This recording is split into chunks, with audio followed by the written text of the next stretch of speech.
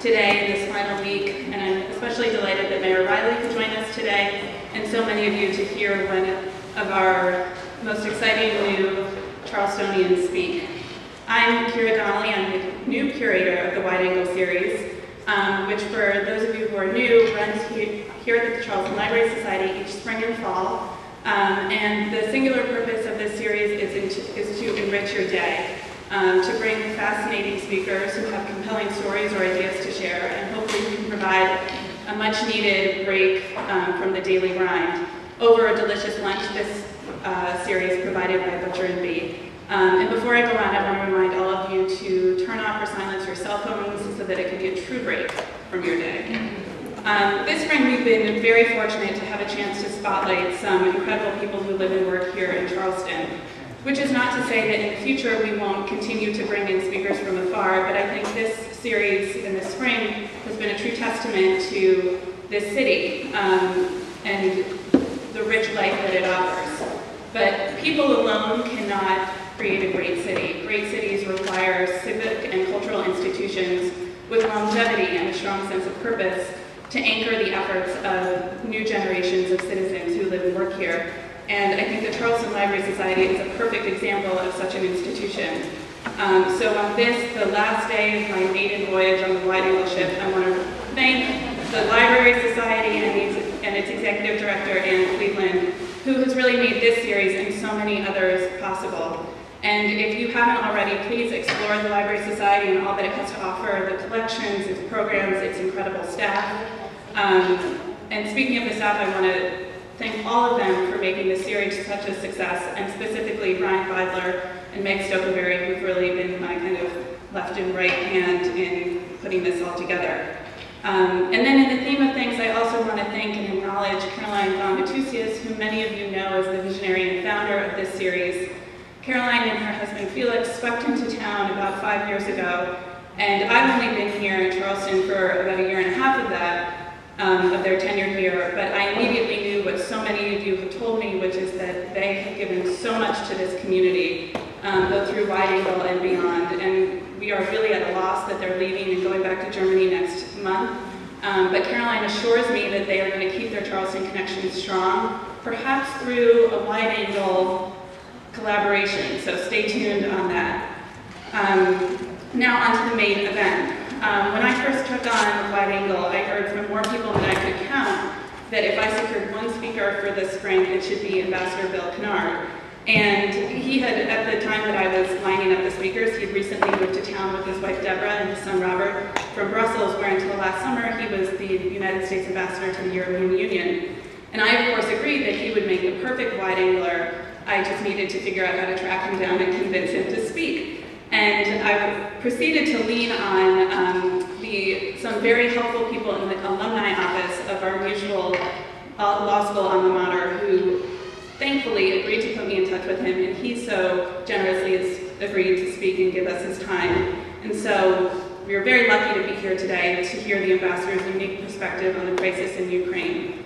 But the truth is that Ambassador Kennard could speak on a wide range of issues with authority. His biography is so packed with achievement that it's almost impossible to summarize, so I'm not even going to try. So please indulge me while I read it. The Honorable William E. Kennard served as the United States Ambassador to the European Union from December 2009 to August 2013. As ambassador, he worked actively to promote transatlantic trade and investment and to eliminate regulatory barriers to commerce.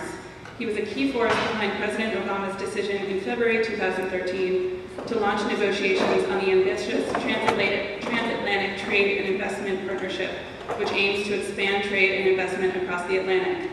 Before becoming U.S. Ambassador to the EU, for 8 years, Ambassador Kennard was Managing Director of the Carlyle Group, a global private equity firm with approximately $150 billion under management, where he led investments in the telecommunications and media sectors, a focus that was a natural extension of the ambassador's role as chairman of the U.S. Federal Communications Commission from 1997 to 2001. During his tenure at the FCC, Ambassador Kennard shaped policies that created an explosion of new wireless phones, brought the internet to a majority of American households, and incentivized billions of dollars of investment in new broadband technologies. At the same time, he implemented bold new policies to bridge the digital divide in the U.S., and around the world, which led U.S. News and World Report to dub Chairman Kennard a consumer champion for the digital age. Ambassador Kennard holds honorary degrees from Howard University, Gallaudet University, and Long Island University, and awards from the Congressional Black Caucus Foundation, the Easter Seals Foundation, and the Hispanic Chamber of Commerce. He recently joined the board of directors of MetLife and Duke Energy, and also serves as a senior advisor to Grain Management LLC, a private equity firm specializing in the communications sector. Before his service in the Obama administration, he served on the boards of directors of the New York Times Company, Sprint Nextel Corporation, Handspring Inc., E-Access Limited, as well as on the boards of several companies owned by Carlyle. Ambassador Kennard also served on several nonprofit boards, including the Yale University Council, Gallaudet University, the Joint Center for Political and Economic Studies, One Economy Corporation, Common Sense Media, Year Up Incorporated, and Media Access Project. Before his appointment as FCC chairman, Ambassador Kennard served as the FCC's general counsel from 1993 until 1997. He joined the FCC from the law firm of Bernard Lipford, Bernard, McPherson and Hand, now DLA Piper, where he was a partner and a member of the firm's board of directors. Ooh, that's quite a biography. It's not done yet. Ambassador Kennard is a graduate of Stanford University and Yale Law School. He is married to Deborah Diane Kennedy, and they have one son, Robert, and they live here in Charleston. We are so lucky for that. Please join me in welcoming Ambassador Kennard.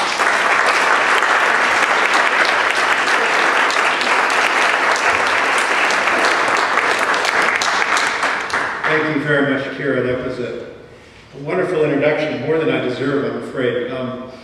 But thank you for reaching out to me, for inviting me to share some time with you today, hopefully enrich your day. It's my challenge.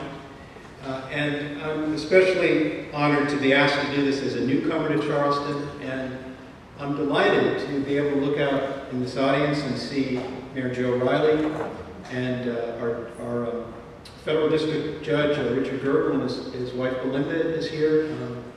I'm really honored that you took time from your day to come out and hear me speak today. When I first was invited to do this, Kira got in touch with me through the Yale Law School network, and we met for coffee with my wife, who would be here today, but she's in Europe traveling a bit. And Kira gave me a little bit of background about this luncheon series. By the way, congratulations on your successful conclusion of your maiden voyage at Wide Angle. You've done a wonderful job. But anyway, Kira was telling me a little bit about how I should handle it. And she told me about some of the past luncheon speakers and what worked, what didn't work. And she said, you know, the best lunches are when people just speak from the heart and they speak about something that is preoccupying them. What is sort of a current reflection on your mind? And I thought about that a lot. And I thought I would talk a little bit today about something that I'm reflecting on a lot these days, and that is how living abroad has changed me and my family. We spent almost 4 years in Brussels, and as Kathy and Raz Smith know, who lived all over the world, their career as diplomats, living abroad does change your view of the world. And for me, it really did change my perception of my own country. I came back to the United States a bit surprised, frankly, about how much I appreciate being an American. And in thinking about this, it struck me, my appreciation for this country is really in two respects. First, I came back with a huge appreciation for the extent to which America has been able to create opportunity and identity and innovation among people who have come here over successive generations during the course of our 238-year history. And second, I came back impressed by the powerful role that we as Americans, through our political power and our military influence, our power to create prosperity and opportunity for people outside the United States, people all around the world. I sort of understood these things in the abstract, having grown up in the United States and taken American history. But it became much, much more tangible to me living abroad and seeing it through the eyes of people who are not American. The fact that we are a nation of immigrants, the melting pot that we all learn about, it's sort of second nature to us, but when you see it through the eyes of immigrants outside the United States, it becomes much more powerful. I have a routine of when I take taxis anywhere in the world, I always talk to the taxi cab driver. You learn so much from taxi cab drivers. And I will never forget getting in a taxi cab in Berlin a couple of years ago. And I asked the taxi driver, just chit-chat, where are you from?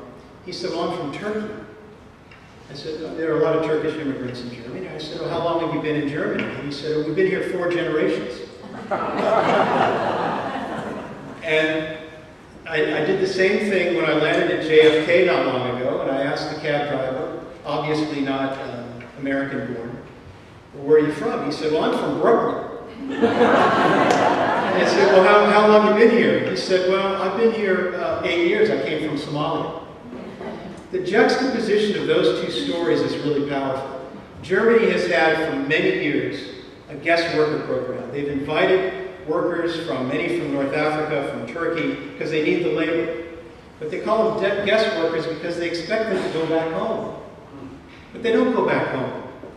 They stay there, they raise their families, they get rooted, and over generations they stay, but they are not accepted as German citizens.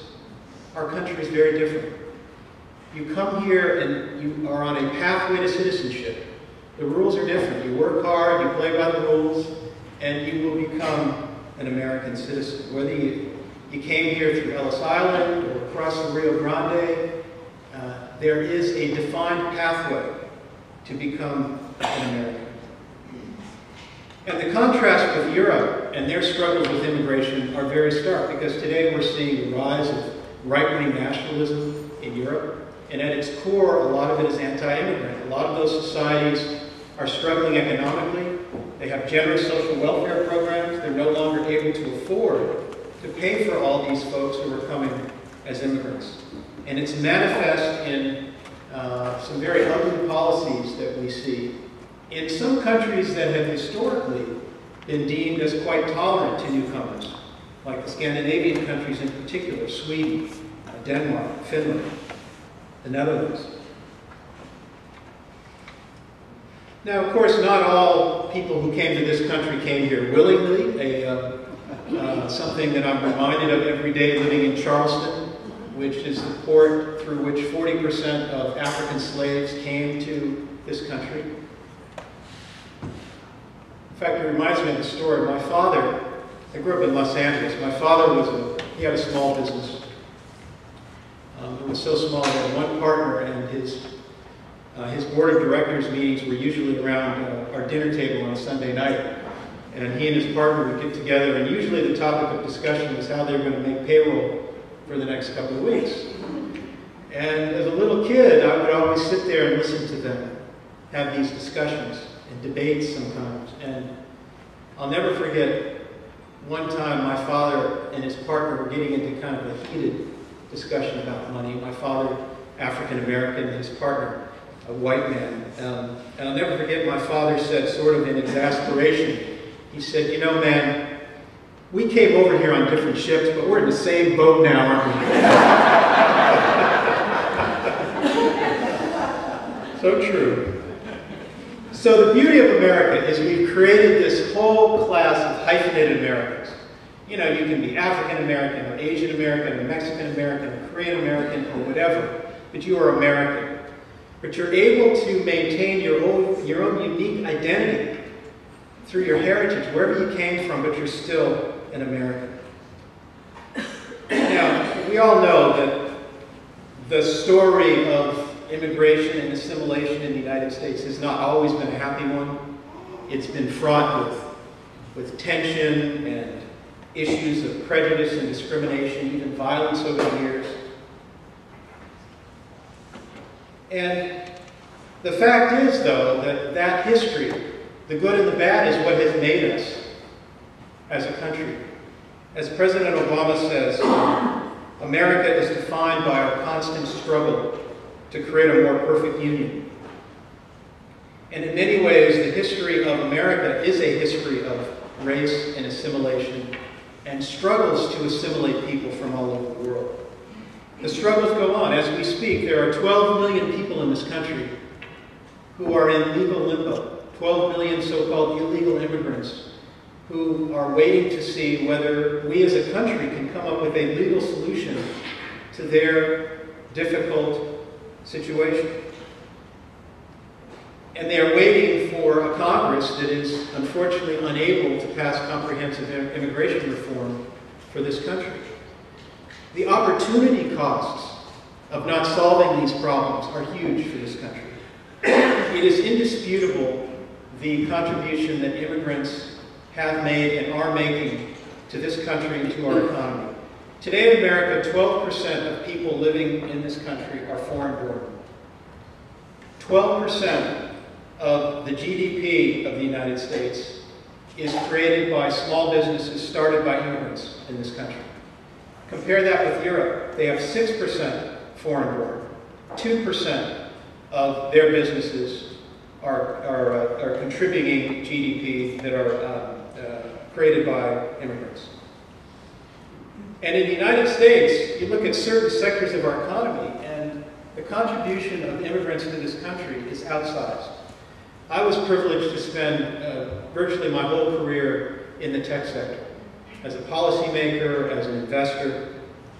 And in the critical period in Silicon Valley, when the internet was just getting started, from 1995 to 2005, fully 50% of those companies were founded or co-founded by an immigrant to this country.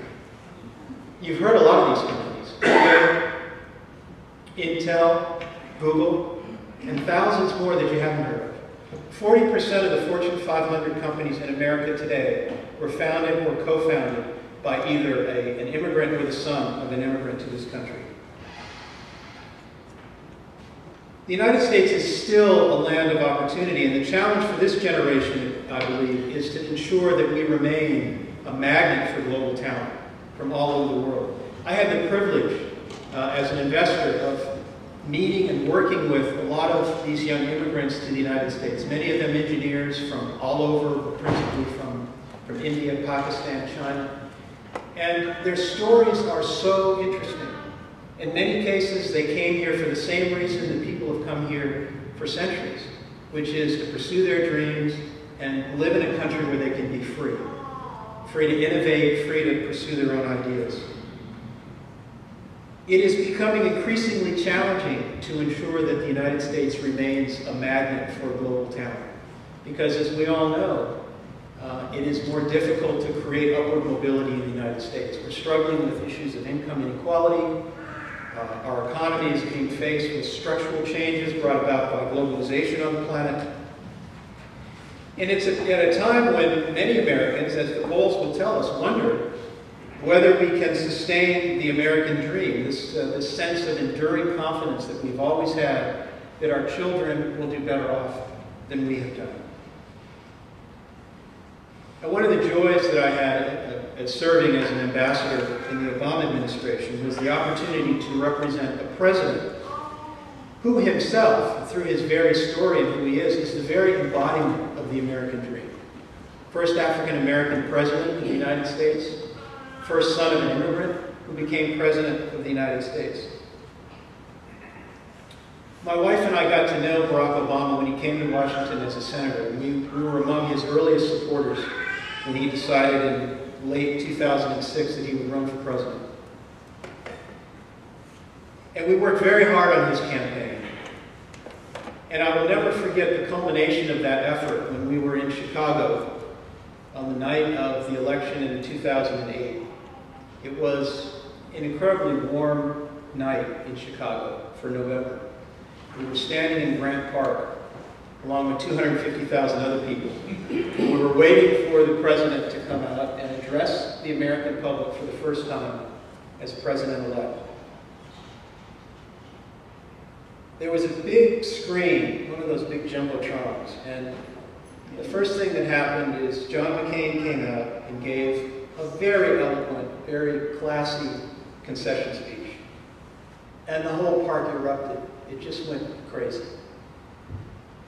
And then something strange happened. We waited for the president to come out, and it got very, very quiet in that venue. And I remember thinking back on the campaign and how my wife and I talked early on that we had to help him because we want desperately for our son to grow up in a country where the color of his skin would not be a constraint on his dreams, where we wouldn't have to look our son in the eye and say, you know, you, Robert, you could be president of the United States, and it wouldn't be hypothetical. And that changed on that night in 2008. And I remember turning around and looking at the crowd, this incredibly silent crowd, and everyone was crying. Everyone. Tears of joy. And I remember thinking, you know, this event not only lifted a burden on the life of our son, it lifted the burden of a nation. And now, whatever you think about Barack Obama, and I say that because I'm living in a red state now for the first time, which is new for me, although I understand Charleston's pretty blue these days. But, right, Mr. Mayor? No, we went for the president. That's right, that's what I'm told. But whatever you think about the politics of Barack Obama, the nation's changed. It's forever changed because of the mere fact of his election. Now, 4 years later, I had a very different experience on election night. 2012, by that time I was in Brussels. We had an election night party. We invited a lot of people. We invited 500, 1,000 people showed up, which was surprising because of the time zone changes. It was basically an all-night party because the election results didn't come in until very early in the morning, Brussels time. And so we toasted the president's re-election, and of course he's very popular in Europe. Still is far more popular than he is in the United States by a huge margin. But you know, we toasted him, and they brought out the coffee and the croissants, and I'll never forget reflecting on a fact that was not talked about very much at that time. But in the 2012 election, it was the first time in our country's history that you did not have a candidate on either major party ticket that was a white Anglo-Saxon Protestant. You had two Catholics, a Biden in line, a Mormon, Barack Obama. Not much talked about. And it's a wonderful thing. Our country has changed. Now, conspicuously absent from that ticket, of course, is a woman. I think that's going to change in 2016. It certainly looks that way. It is hard to overestimate the power of Barack Obama's story outside the United States as a symbol of America's ability to change in a positive way. He is a symbol of hope all over the world. In Brussels, I would drive through a neighborhood in Brussels, which is populated primarily by Congolese residents, because the Congo was a Belgian colony. And driving through the streets, you know, and I had a little motorcade there, and people would actually go out on the street and yell, "Obama, Obama, Obama." And this happens all around the world, the diplomatic community today, because of the symbol of this man. I was in Paris a couple of years ago, and I got on one of those, took my family there to see Paris, and I got on one of those double-decker buses that you see in cities. Thank God we don't have them in Charleston. But thank you, Mr. Mayor. I assume you have something to do with that, too. But it was raining, unfortunately, so we couldn't go on the top deck, and so we were stuck at the bottom, staying out of the rain, and I was seated behind the driver, who was a Moroccan immigrant to France. And so I got an opportunity to chat with this guy for all afternoon. And over the course of the conversation, I talked about why I was in Europe, working for the president as an ambassador, and he said, wow, he said, that's such an amazing thing that you can elect an African-American president. That would never happen here in France. And I said, you know something? When I was working for Barack Obama early on in 2006, 2007, and campaigning, including here in South Carolina in the primary, a lot of people, a lot of African Americans told me, oh, that's not going to happen. They're not going to elect him. But it did happen. So I told this driver, this young Moroccan immigrant, I said, don't give up hope. It could happen here. France can change also.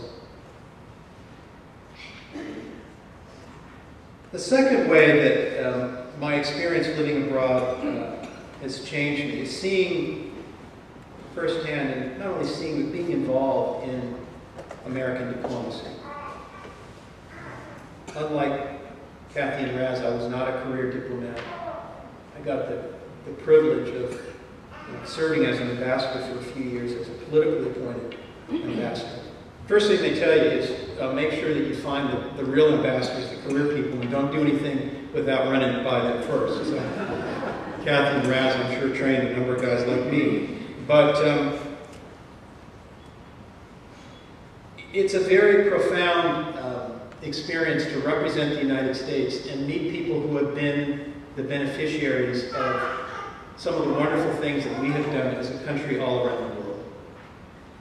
And there again, I had some amazing experiences.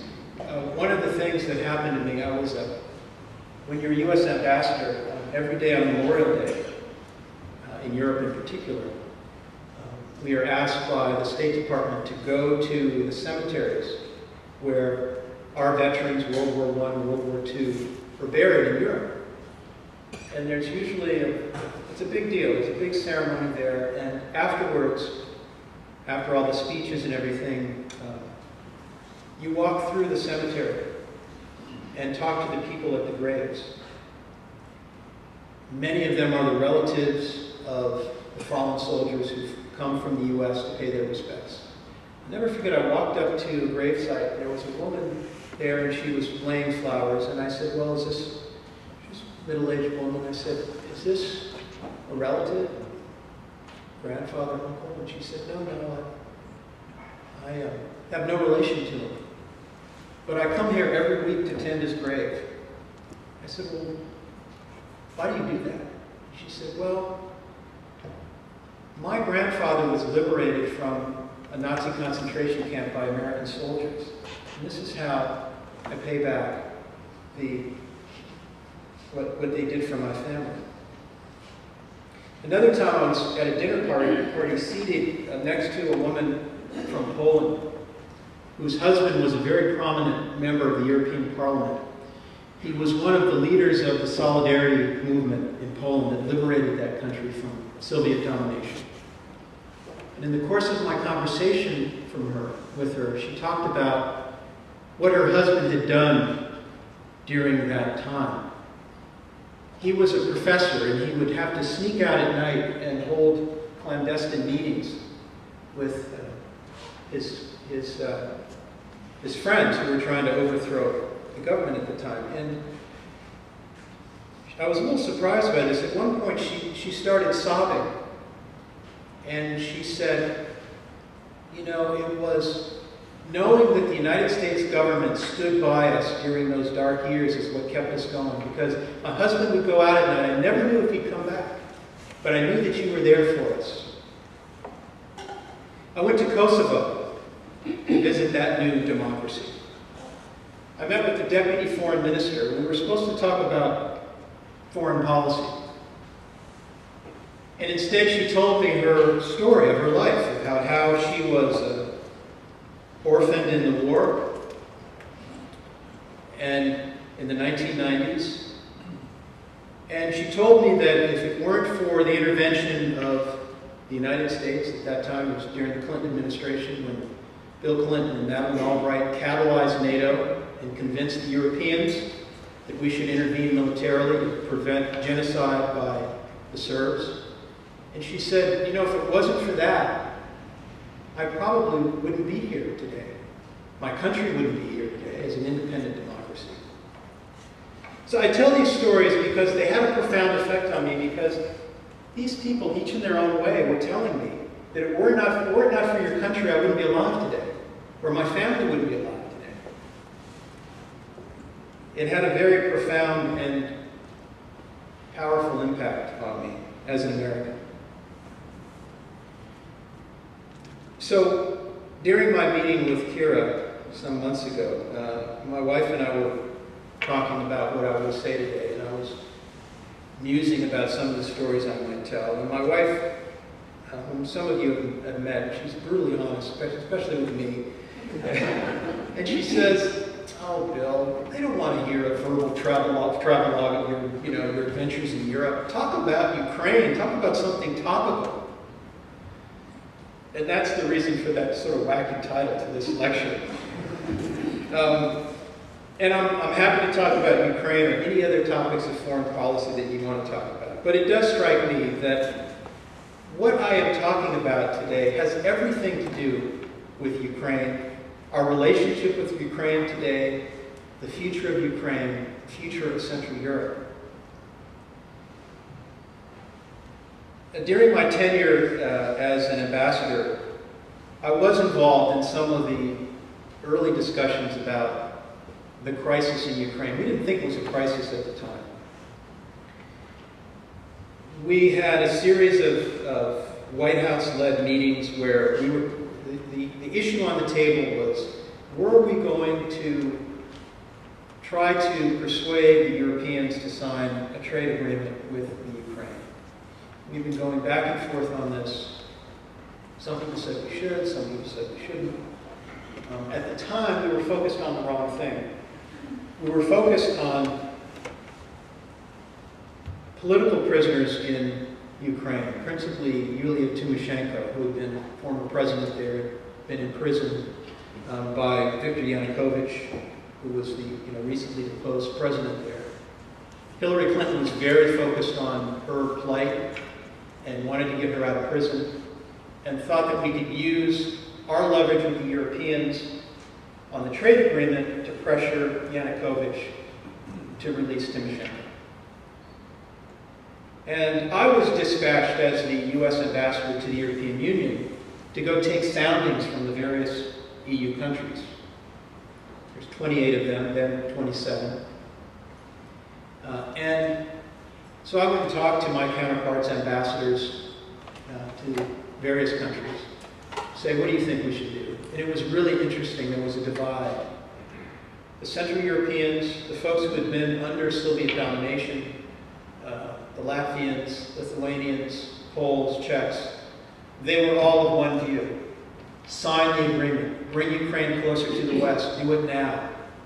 Because if you don't, Yanukovych will move it closer to Putin.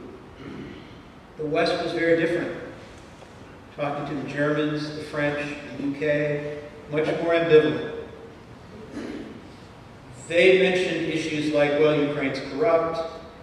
The EU allowed Bulgaria and Romania in the EU, and that hasn't worked out so well.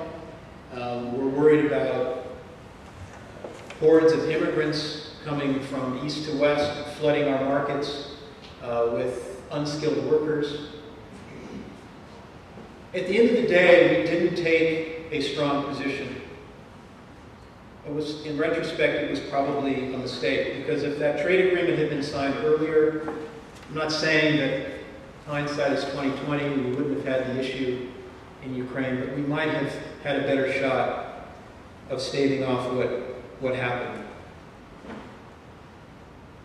Well, of course, we lost complete control of the situation in February of this year.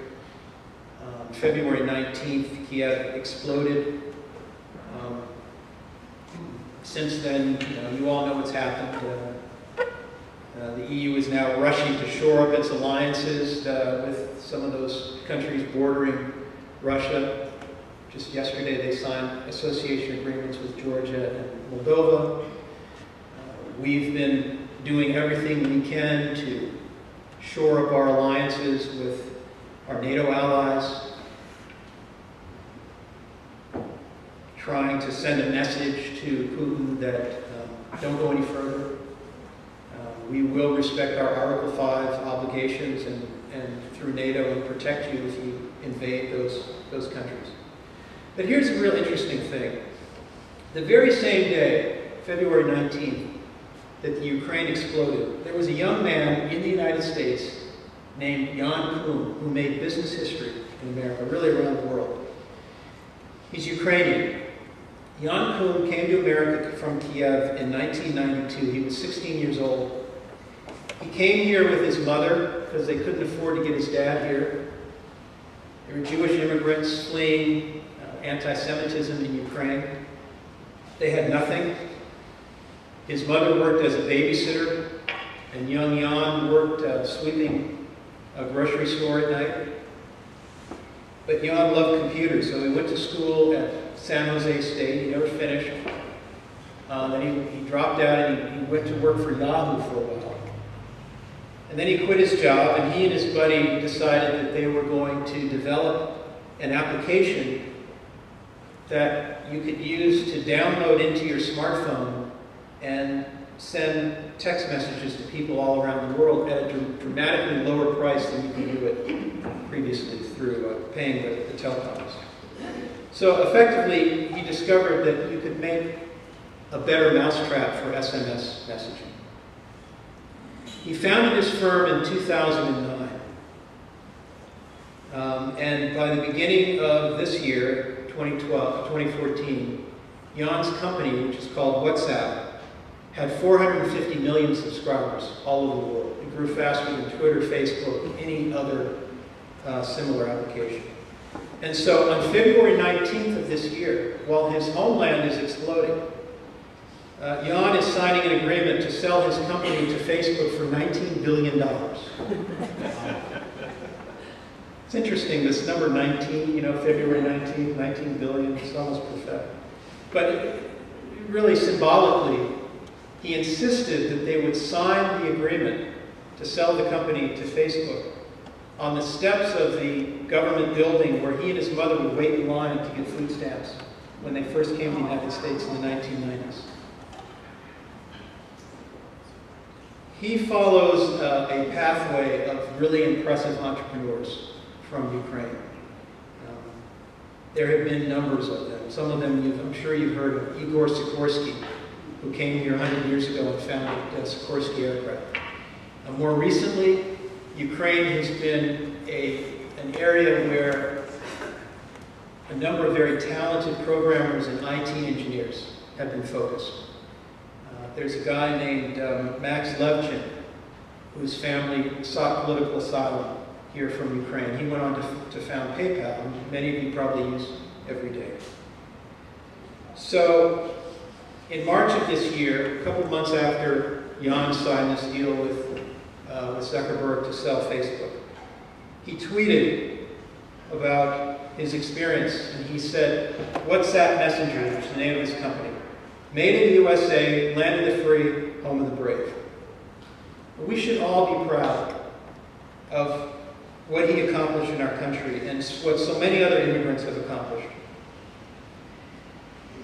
The new leaders of Ukraine have huge challenges in front of them.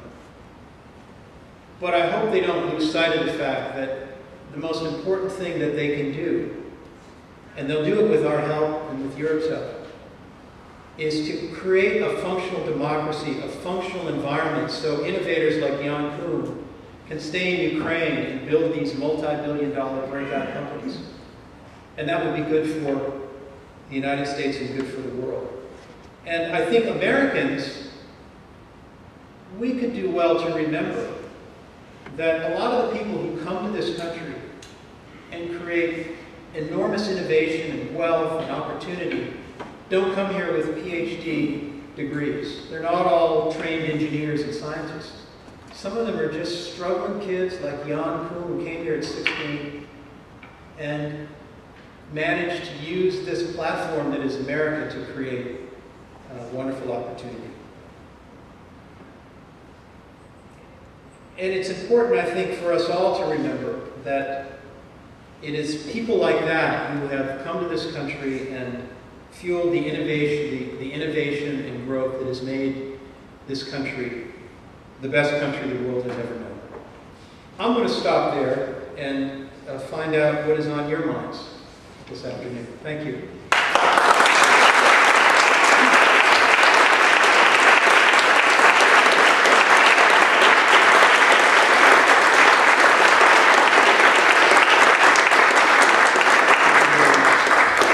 Yes, sir.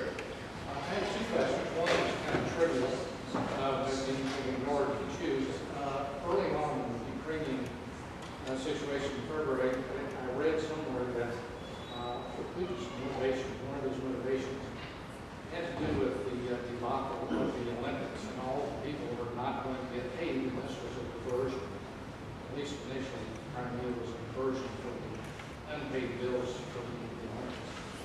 My second, really more important question, you focused on the gentleman from Ukraine, other folks from Ukraine that have gone from rags to riches. You obviously have been very successful with the Carlyle group and the upper echelons of government. There's been a lot written about income inequality in this country. I'd like for you to remind the rest of that. Sure. Your first question about the Olympics, that may have been a factor. My sense is it was a minor factor. I think Putin has had designs on Crimea for quite some time. He needs it economically. It's an important industrial area for Russia. It's an important pathway to Black Sea ports that Russia needs. But more importantly, it's great politics for him. Putin has been able to exploit, over the past few years, a rise in Russian nationalism. His approval ratings are off the charts because of Ukraine. You listen to sort of world opinion, and he's being condemned in the West, but his approval ratings are over 80%. This is a huge win for him politically. One of the things I ponder sometimes about what has happened with Ukraine is whether, in retrospect, we didn't manage the end of the Cold War as well as we should have. The end of the Cold War was touted around the world as a huge victory for the West and a defeat for the East, particularly the Kremlin. And in many ways, Putin's rise has been an effort to deal with that sort of untapped need among many Russians for vengeance, for payback, for dignity.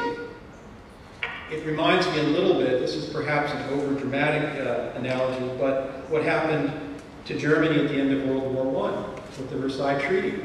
When the rest of the world said, we won, we're going to bring you to your knees, you're going to pay us back. And I think at the time, we underestimated the extent to which we should have touted this as a win. And not to say we didn't try. We brought Russia into the WTO, we tried to integrate Russia more into the global economy. But we didn't deal with the fundamental narrative that this was a defeat for Russia. And I think we're paying a price for that. And I think that is the bigger issue that we're dealing with, as opposed to, some slight or unpaid bill out of the Olympics. Your issue of income inequality is a really important one. Income inequality has been growing in the United States for 25 years. I'm glad that it is finally getting more attention. I worry that it's not getting the kind of attention that is sometimes helpful, because oftentimes the income inequality issue is positioned as rich versus poor, and the way to solve this problem is just tax the rich and redistribute income and give it to poorer people, not even poor, but middle-class people, increase entitlements, Social Security, Medicare, that's going to solve it.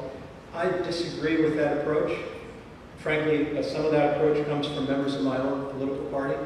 I think a much better approach is to recognize that income inequality is not solved through a mere redistribution of wealth. It's solved by investing in infrastructure, in education, and in physical infrastructure in the United States. I think the president's been talking about this for a long time, since the stimulus bill, really, in the first term.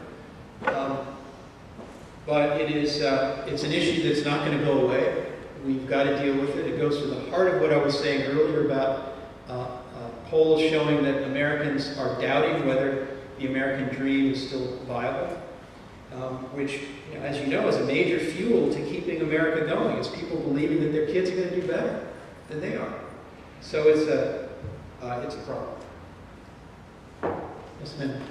We were talking about the problem in Congress and getting an immigration bill through. From your perspective, and having known the President and the Secretary of State, what can be done? Because even if Hillary wins in 2016, we're going to continue with this big, I don't think Barack Obama hasn't been able to solve it. I don't think she can solve it. I don't think whoever's Republican could solve it. How are we going to get, as a diplomat, how is going to resolve this? Because I think it's the most dysfunctional problem that we face right now internally in the U.S. It is a terrible problem. I actually am a little bit more optimistic than I think you are on this issue. I think that I'm optimistic because I think the Republicans recognize that if they are going to be able to recruit Hispanic voters and Hispanic candidates, they see the numbers, the demographic numbers. They're going to have to deal with this problem. And already you're seeing a number of moderate Republicans and even not so moderate Republicans speaking out to try to get a compromise around this. People like Marco Rubio and Jeb Bush. The numbers speak for themselves. The country is becoming more minority. Hispanics are the fastest growing population in the United States. And Republicans, don't believe me, you hear what they say. We've got to deal with finding a way to recruit Hispanic voters. Right now, it's highly charged because of the midterm elections coming up. I'm fundamentally optimistic that if we get past these elections, if the economy continues to improve, we will find a pathway to solve this problem. The pathway is laid out there, right? Increased border security on the one hand, and a pathway to citizenship for the so-called illegal immigrants, particularly those who came here as young people or who were brought here by their parents. So have faith. I think there is a solution in the works. Yes, sir. Thank you. I didn't have any idea I was going to feel as good after your speech as before I came. Thank you. I really wasn't expecting to hear ambassadors on the lower level of a tour bus in Paris. The only real question may be, how do people of differing views, immigration groups, which affects the Ukraine, if everybody says, only my people, I want my own country, how do you deal with that? We dealt all the way through Africa with saying, hooray, what the people want or the people vote. And then we got faced with all the Russians, who were perhaps majority in some of these areas, saying, we want to, and all of a sudden, civil war, whatever. How do you deal with making people want to be part of something that isn't just like they are, but of a broader group? Well, in many ways, you've touched on one of the most vexing problems of the human condition, right? Is how to get people of different ethnic backgrounds or different religions to get along. It's the story of world history from the beginning. But I do believe that there are bright spots. Europe is a good example. Europe was a continent riven by war, in shambles at the end of World War II. And they found a way to unite that continent by giving everybody a higher purpose. And really the higher purpose was peace and prosperity. The French and the Germans came together and they created an economic union. It was brilliant, really. The founders of the European Union decided that if France and Germany became dependent on each other for coal and steel, they could never go to war again because they couldn't create the instruments of war. And out of that grew a union which is now 28 countries, and Europe is at peace, and has been at peace now for 65 years. And the notion that France and Germany would try to destroy one another again is, I think you'd all agree, it's an absurd thought now. And that was through visionary people who created an architecture to give some people something else to believe in. Interestingly, this recent dust-up with Putin is bringing us closer to Europe than we've been in a while. Because the Cold War was a great unifying factor in our relationship. And when I was in Europe, I had a hard time connecting with young people about how important the European Union is. Young Europeans. But peace and prosperity has been sort of the driving motivation for that, and I think it probably works in other places around the world. It's often 2 steps forward, 1 step back, or 2 steps back and 1 step forward, but what are you going to do? Keep hope alive. Yes, ma'am. I wanted to go a bit on a hat that you haven't had on for a while and talk about this recent discussion on internet neutrality and various levels of service and what you think that implies for things like income inequality and social inequality. That's an old hat. I have thought a lot about the net neutrality debate, talked to some of the current players about kind of what they're thinking about it. My own view is that there is a little too much drama and hyperbole around this whole issue. The internet has existed now for about 30 years. And there has not been a huge incentive on the part of the people who provide the bandwidth capacity, the telcos and the cable companies, to create, paid highways. My own view is that as more and more people want more and more things from their devices, there is a natural market evolution to paid pathways on the internet. I don't think that's necessarily bad, provided that the government, the antitrust division, and the FCC make sure that there's not discrimination. And that can be done. It has been done. I did it, my successors have done it.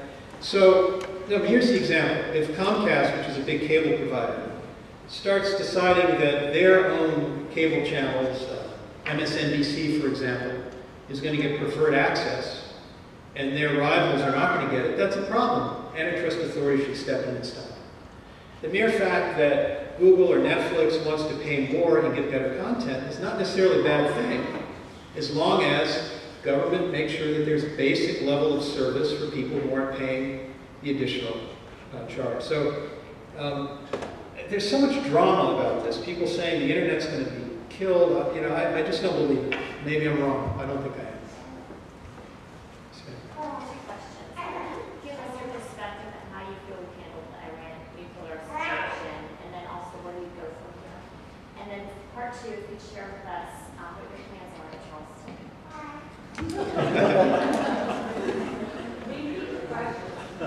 Okay, the first question is my assessment of Iran and sort of what's the pathway forward there. And the second, the harder question is what am I going to do in Charleston? On Iran, I think that the administration has handled it about as well as they can handle it. We put in place a set of very onerous sanctions against Iran. We were able to unite with many other countries to put really tough sanctions in place against their banks, against their oil industry. In fact, if the global community had united and put those sorts of sanctions in place against Russia, we'd be having a very different outcome in Ukraine. But the reality is that the Europeans, because they're so dependent on Russian oil, are not willing to do that. But back to Iran, I think that those sanctions have brought the Iranians to the table.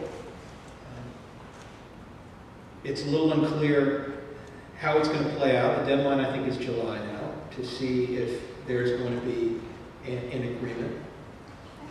But I think we've managed, if not to kill, at least to slow down, perhaps put on hold their nuclear ambitions. And I think it's been successful, because what's the alternative? The alternative is war. And, you know, as John Kerry once said, you know, we used to focus a lot on the Middle East crisis, Israel and the Palestinians being sort of the focal point of the Middle East. And we kind of shifted more to Iran. But in many ways, it's a sideshow to some extent when you think of the broader problems throughout the Middle East, Syria, Yemen, Egypt. So we've managed in this administration to keep it quiet, keep them at the table. Because think of the consequences if the Israelis were to attack Iran. Everyone would believe they did it with our at least sanctioning permission. Whether that's true or not, it doesn't matter. That would be the public perception, and the Middle East would explode. So it's not a perfect solution, but I think the administration has done about as well as they can under the circumstances. The jury's out. In terms of what I'm going to do in Charleston, honestly, I don't know. I'm loving this town. It's wonderful. Thank you, Mayor Riley, for making it such a beautiful place to live. We've met some wonderful people here, some really fascinating, interesting people. The food is great. The weather is great. Very happy here. Sir. My wife and I just returned from a lovely trip to Italy, and got me thinking a little bit about the euro dollar. And it was distressing to see, not personally, particularly, because it was very expensive. And the euro was expensive to start with, because of the product that you purchased, times the exchange rate across the USA. That is distressing. But I think Italy has 12 or 14 quarters of economic decline, and probably a million people unemployed. But they have very high currency. In the old days, in economics, you would take the lira, you change the value of the lira, and maybe exports cheaper. Change the equation, but they're what I would call kind of stuck with the euro. So I would ask you this question to see the euro program. What is your instinct or probability about a signal change to adjust the euro or adjust the mechanism that an individual country can release war on over there and separate terribly? I think it might be the euro. So do you see, what is your instinct of a change in the currency so that they can make economic adjustments?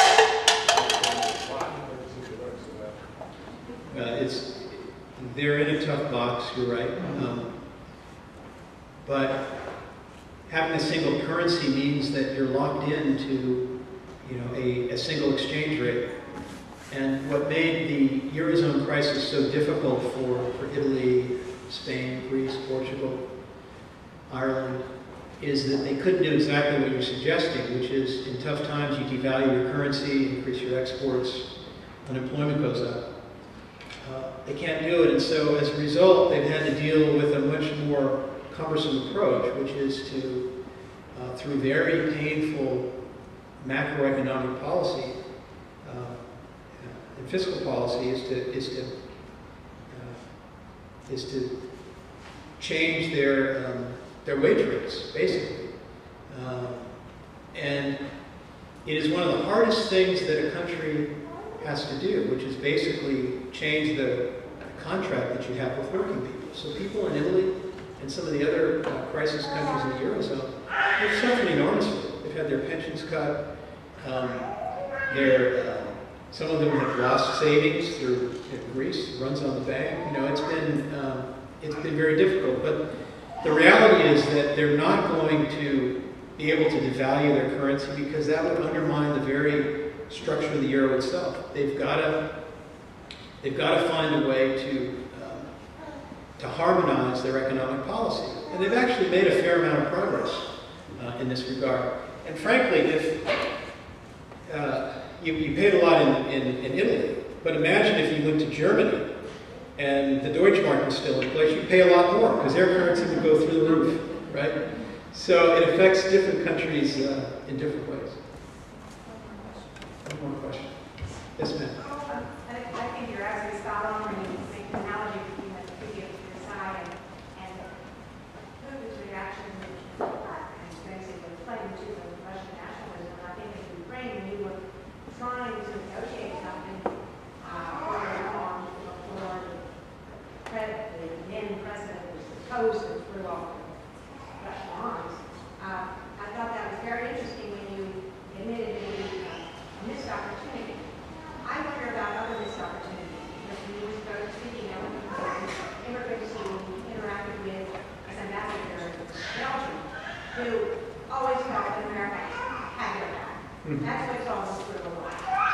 And now whether it's China flexing its muscle in South China Sea, or the islands that Japan was saying also, or whether it's in Syria and other places, I don't think people have that kind of respect.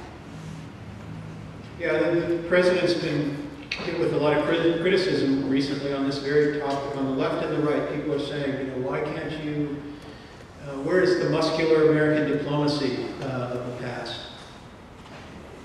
And, I'm not saying this just because he's my friend and I work for him. I objectively think that a lot of the solutions being proposed don't work anymore, because a lot of people on the right are saying sort of the knee-jerk reaction is, send in the Marines, which is not the solution. People on the left are saying, well, you have to impose greater sanctions and speak out more about human rights. And in Ukraine, for example, I know because I was there, the ability to unify Europe on a sanctions policy vis-a-vis Russia is very, very challenging, because Russia gets the majority of its energy, Europe gets the majority of its energy from Russia. So that's not to say there haven't been mistakes. I think drawing the red line on chemical war weapons in Syria and then having to cross it, that was a mistake. And I think the president would probably acknowledge it was a mistake. But I don't think that you can necessarily go from that to say that every one of our allies thinks that we're weak. I just don't believe that. I do believe, though, that there are a lot of people around the world who expect the United States to be the policeman. Whether it's our allies in Asia who are worried about China and the South China Sea, the Vietnamese, the Philippines, people in the Middle East who want us to do more in Syria, our allies in Central Europe who want us to move divisions of U.S. troops back into Europe. It is just not feasible. The world is a much too complicated place now. Economic and military power is so much more dispersed now than it was 25 years ago to expect the United States to send a military response to every hotspot in the world. And I say that with some sadness, but that's the way it is. We've got to come up with new strategies. That's where I'm challenging you. I think we're all aware of that. We can't just send it and solve diplomacy doesn't work. And we haven't figured out the latest carrots equation. That's what I want to hear something else. Sense of that. Well, I think one of the embargoes or one of the answers, I think, is to send a much stronger signal militarily with our other allies. There have been some good recent examples of that. Libya, for example.